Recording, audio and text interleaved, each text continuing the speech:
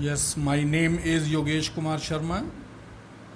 Today I shall start chapter number 1 of class 9th mathematics of CBSE board. First of all, natural numbers. The set of natural numbers is denoted by capital N, and natural numbers are actually 1, 2, 3, 4, 5 and so on up to infinity. These numbers are known as natural numbers. Similarly, whole numbers 0, 1, 2, 3, 4, 5, 6 and so on up to infinity, these numbers are known as whole numbers, and the set of whole numbers is denoted by W. Integers 0, plus minus 1, plus minus 2, plus minus 3 and so on up to infinity, these numbers are known as integers. The set of integers is denoted by Z. Integers के set को हम capital Z से denote करते हैं. Integers are of two types. Integers दो तरह के होते हैं. Number 1 is positive integers and number 2 is negative integers. 1, 2, 3, 4, 5 and so on up to infinity are known as positive integers, while minus 1, minus 2, minus 3, minus 4, minus 5 and so on up to infinity are known as negative integers. 0 is neither a positive integer nor a negative integer. 0 ना तो positive integer है ना negative integer है. 1, 2, 3, 4, 5 and so on, ये numbers positive integers हैं. -1, -2, -3, -4, -5 and so on up to infinity, ये numbers negative integers हैं.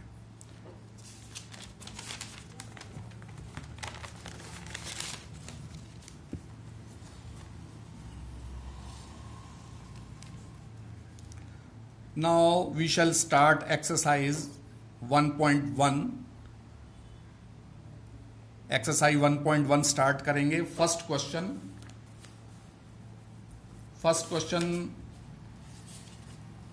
आप बुक में से रीड करेंगे.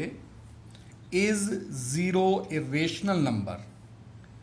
Can you right it in the form P upon Q, where P and Q are integers and Q is not equal to 0. अब आपको पता होना चाहिए रेशनल नंबर के बारे में कि रेशनल नंबर्स से आप क्या समझते हैं. रेशनल नंबर्स वो नंबर्स होते हैं जिनको आप P अपॉन Q की फॉर्म में लिख सकते हैं. P और Q क्या हैं यहां पर? P और Q इंटीजर्स हैं. दूसरी कंडीशन क्या है कि Q can not be equal to 0. Q की वैल्यू 0 नहीं हो सकती. थर्ड कंडीशन क्या है कि P और Q के बीच में 1 के अलावा कोई भी कॉमन नंबर नहीं होना चाहिए. तो मैं उम्मीद करता हूं आप रेशनल नंबर की डेफिनेशन अच्छी तरह से समझ गए होंगे. फिर से एक बार बता रहा हूं कि रेशनल नंबर वो नंबर होते हैं जिनको हम P अपॉन Q की फॉर्म में लिख सकते हैं, और P और Q इंटीजर्स हैं. Q की वैल्यू 0 नहीं हो सकती, और P और Q के बीच में जो कॉमन फैक्टर है वो 1 है, 1 के अलावा कोई कॉमन फैक्टर नहीं होना चाहिए पी और क्यू के बीच में। अब फर्स्ट क्वेश्चन नंबर 1 पर आते हैं कि क्या 0 रेशनल नंबर है? Yes, 0 is a rational number. इस तरह से आप लिखेंगे, उसका रीजन देंगे, because it can be written in the form of P upon Q, क्योंकि हम इसको P अपॉन Q की फॉर्म में लिख सकते हैं। Where P and Q are integers, जहां पर P और Q इंटीजर्स हैं, and Q can not be equal to 0, Q की वैल्यू 0 नहीं हो सकती। अब 0 है, 0 क्या इंटीजर है? ये हमें बताना है। इस क्वेश्चन में पूछा गया है कि can you right it in the form of P upon Q, क्या आप 0 को P अपॉन Q की फॉर्म में लिख सकते हैं? तो उसका आंसर है यस। कैसे? 0 is equal to 0 upon 1, where 0 and 1 are integers.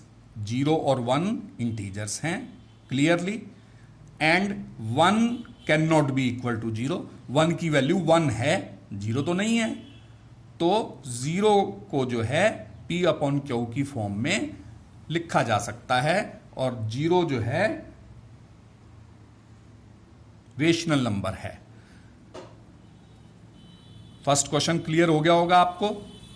Second question, find 6 rational numbers between 3 and 4।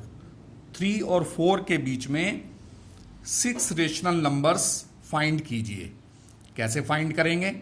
3 is equal to 3 into 7 upon 1 into 7। जैसे 3 को हम 3 अपॉन 1 की फॉर्म में लिख सकते हैं।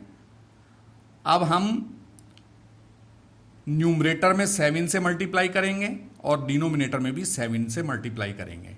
अब आपके मन में ये क्वेश्चन अराइज हो रहा होगा कि 7 से मल्टीप्लाई क्यों किया? क्योंकि हमें इसमें 6 रेशनल नंबर्स फाइंड करने के लिए बोला गया है। तो जितने रेशनल नंबर फाइंड करने के लिए बोला जाता है हमें, उसमें हम 1 ऐड कर देते हैं। 6 प्लस 1 दैट इज 7। तो हम 7 से न्यूमरेटर में मल्टीप्लाई करेंगे और 7 से डिनोमिनेटर में मल्टीप्लाई करेंगे। 3 into 7 is 21, 1 into 7 is 7। So 3 is equal to 21 upon 7। Similarly, 4 is equal to 4 into 7 upon 1 into 7। Numerator में और डिनोमिनेटर में हमने 7 से मल्टीप्लाई कर दिया। 4 into 7 is equal to 28 and 1 into 7 is equal to 7। So 6 rational numbers between 3 and 4। 3 और 4 के बीच में 6 रेशनल नंबर्स क्या हो गए? 3 को हम लिख सकते हैं 21 अपॉन 7 और 4 को लिख सकते हैं 28 अपॉन 7। तो 21 अपॉन 7 और 21 और 28 के बीच में 21 के बाद क्या आएगा? 22। तो 22 upon 7, 23 upon 7, 24 upon 7, 25 upon 7, 26 upon 7, 27 upon 7। तो ये इन दोनों के बीच में 6 रेशनल नंबर्स हो गए। ये हमने फाइंड किए, आपने देखा। Now come to question number 3। अब हम क्वेश्चन नंबर 3 को समझने की कोशिश करेंगे। What is question number 3? Find 5 rational numbers between 3 upon 5 and 4 upon 5। यानी 3 अपॉन 5 और 4 अपॉन 5 के बीच में 5 रेशनल नंबर्स फाइंड कीजिए। तो कैसे फाइंड करेंगे? उसी मेथड से करेंगे या एक और भी मेथड है, उससे भी कर सकते हैं हम फाइंड। क्या कि आप न्यूमरेटर और डिनोमिनेटर में 10 से मल्टीप्लाई कर दीजिए। जैसे 3 अपॉन 5 है तो 3 into 10 upon 5 into 10 is equal to 3 into 10 30, 5 into 10 50, 30 upon 50। 4 upon 5 को लिख सकते हैं 4 into 10 upon 5 into 10 is equal to 40 upon 50। Now the numbers are, क्या नंबर्स हो गए? जो आपका 3 अपॉन 5 है वो 30 अपॉन 50 लिख सकते हैं उसको, और 4 अपॉन 5 को आप लिख सकते हैं 40 अपॉन 50। अब 30 अपॉन 50 और 40 अपॉन 50 के बीच के जो नंबर्स हैं वो क्या होंगे? 30 के बाद आएगा 31, तो 31/50, 31 के बाद आएगा 32, 32/50, 33/50, 34/50, 35/50 एंड लास्टली 40/50। अब 30/50 और 40/50 के बीच के नंबर्स क्या हो जाएंगे? 31/50, 32/50, 33/50, 34/50, 35/50. So 5 rational numbers between 3/5 and 4/5 are 31/50, 32/50, 33/50, 34/50 and 35/50. This is your answer. I hope you have understood the solution. Now come to fourth question. Fourth question is, state whether the following statements are true or false. Give reasons for your answers. हमें ये बताना है कि 3 statements ये जो given हैं इनमें से कौन सा स्टेटमेंट ट्रू है और कौन सा स्टेटमेंट फॉल्स है। तो फर्स्ट स्टेटमेंट क्या है? फर्स्ट स्टेटमेंट है every natural number is a whole number. अब ये स्टेटमेंट ट्रू है। क्यों ट्रू है? Because the collection of whole numbers contains all the natural numbers. क्योंकि जो होल नंबर है उसमें सारे नेचुरल नंबर आते हैं। होल नंबर्स के सेट में सभी के सभी नेचुरल नंबर्स आते हैं। तो ये स्टेटमेंट, फर्स्ट स्टेटमेंट ट्रू है। सेकंड स्टेटमेंट में क्या बोला जा रहा है? Every integer is a whole number. This statement is false. क्यों फॉल्स है? Because -1 is not a whole number. -1 जो है होल नंबर नहीं है। थर्ड स्टेटमेंट क्या है? थर्ड स्टेटमेंट है every rational number is a whole number. ये फॉल्स स्टेटमेंट है। Because 1/2 is a rational number but it is not a whole number. क्योंकि 1/2 जो है रेशनल नंबर है और लेकिन ये होल नंबर नहीं है। तो इसलिए हम ये नहीं कह सकते कि every rational number is a whole number. हर रेशनल नंबर होल नंबर नहीं हो सकता। इसलिए ये स्टेटमेंट फॉल्स है। I hope you will have understood the solution of these questions well. I have taught you exercise number 1.1. Thank you very much. Have a nice day.